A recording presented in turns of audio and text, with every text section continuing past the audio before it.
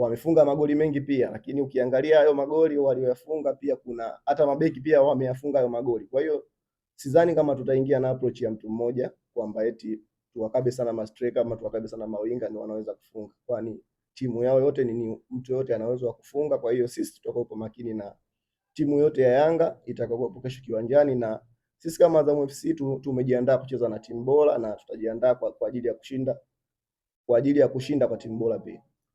Swali la nne kwa mchezaji. Kwa mujibu wa namba za msimu huu, ninyi na Young Africans ndio timu mnaoongoza kwa namba nzuri. Mmefunga magoli mengi, kwa maana Yanga anaongoza mnafuatia nyie, kuruhusu pia Yanga ameruhusu machache alafu mnafuatia nyie. Bila shaka tutarajie mchezo wenye wastani ule wa timu kubwa za juu kwenye namba za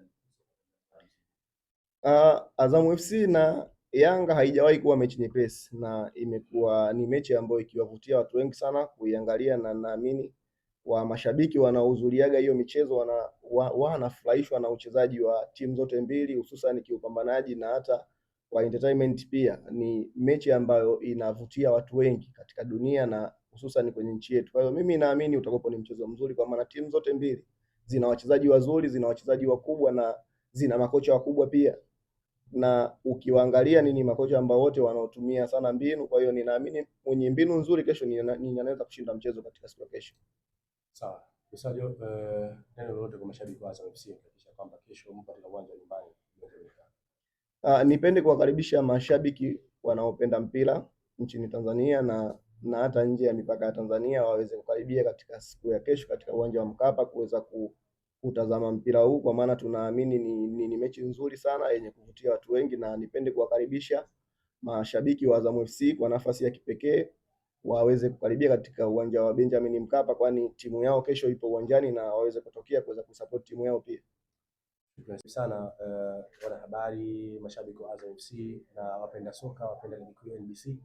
Natamani kusikia kutoka kwako kama nahodha kikosi cha Azam FC, maandalizi yenu kuelekea mchezo wa kesho, mchezo wa dabi dhidi ya Yanga. Habari za muda huu, waandishi wa habari. Itoshe kusema wachezaji wapo fit asilimia kubwa, wanahitaji kucheza mchezo huu. Zimebakia asilimia chache ambazo tutazitimiza siku ya leo tukifanya mazoezi ya mwisho ili mradi kwenda kuwakabili Yanga, lakini tunategemea mchezo mgumu, kwa maana tunawafahamu Yanga ni wana timu nzuri. Kwa hiyo ni jinsi gani unaona tunatakiwa kuwa makini kadri tuwezavyo, kadri dakika ya kwanza mpaka 90+. Kwa hiyo tunamshukuru Mwenyezi Mungu kwa hilo. Kwa sisi kama wachezaji tutajipanga vizuri ili mradi kuweza kupata point 3 katika siku ya kesho, lakini tunawaheshimu sana Yanga, ni wana timu nzuri, na sisi pia tutahakikisha tuwe na timu nzuri kwa siku ya kesho, na inshallah itakuwa siku yetu ili mradi tuweze kupata point 3. Nikaribishe maswali matano kwa nahodha. Msaji, Yanga na Azam ndio timu pekee ambazo zinaendeleza mechi mpaka sasa hivi, lakini bahati mbaya mmetoka sare nyingi tofauti na Yanga. Kama wachezaji hapa pressure yote kwa mechi ya kesho. Haitupi pressure, lakini inatupa motivation kubwa ili mradi kuweza cover gap zidi yetu, kwa maana wametupita pointi nyingi kidogo. Kwa hiyo unaweza kuona jinsi gani kama tunahitaji kucompete na mtu huyo, ina maana inabidi tuweze kushinda mchezo zidi yake ili mradi kuweza kulipunguza hilo gap. Kwa hiyo haitupi pressure sisi kama wachezaji, lakini inatupa motivation kubwa kwa kuona yule tunayeshindana naye ndio tunayekutana naye na ndio mwenye hizo pointi aliyetuzidi. Kwa hiyo ni sisi kama wachezaji kuona jinsi gani tunaingia katika mchezo huu ili mradi kuweza kupata point 3, lakini kwa kutegemea mbinu za walimu wetu na ushirikiano wa viongozi wetu tutapata point 3 katika siku ya kesho. Swali la pili. Hapo kwenye mtisha kulinganisha na mchezo uliopita ule finali pale ya Yanga. Nini tutegemea kwenye mchezo wa kesho? Sababu ule mchezo uliisha kwa tena kwa kwenye mechi ya kesho tutegemea. Mimi ninaamini ni michezo miwili tofauti. Mchezo wa finali kama ulivyouzungumza ni mchezo wa tofauti na mchezo wa kesho. Kesho ni mchezo wa pointi 3.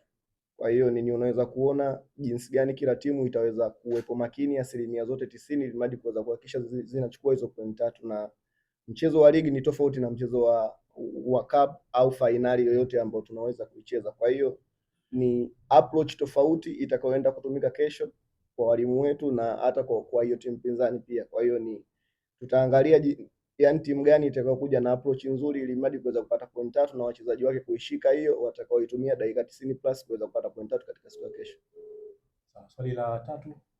Asante.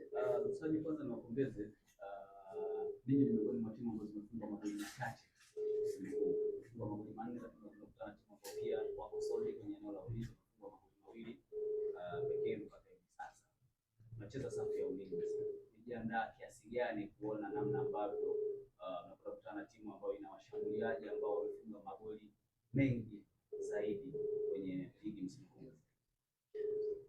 Sisi kama mabeki hatuwezi kujizungumzia peke yetu katika nafasi ya ulinzi, kwa maana kwa sasa hivi duniani mpira umekuwepo, tuna ataki watu 11 na tuna defend watu 11 pia. Kwa hiyo jukumu la kudefend ni jukumu la timu nzima, sio la mabeki ama midfield ama maforward. Kwa hiyo ni sisi kama wachezaji kujituma katika siku ya kesho, mtu wetu atakayeanzia juu mpaka yule atakayekuwa golini, ili mradi kuweza kuzuia vizuri, ili mradi tusiweze kuconcede katika siku ya kesho, kwa maana tunaamini goli linafungwa dakika yoyote, hata dakika 90 plus, lakini ukiwa na solid nzuri ya defense unaweza kushinda makombe mengi sana katika nchi uliyokuwepo. Kwa hiyo ni sisi kama wachezaji kuona jinsi gani tunauingia hapo mchezo kulingana na maelezo ya walimu wetu, lakini hata hiyo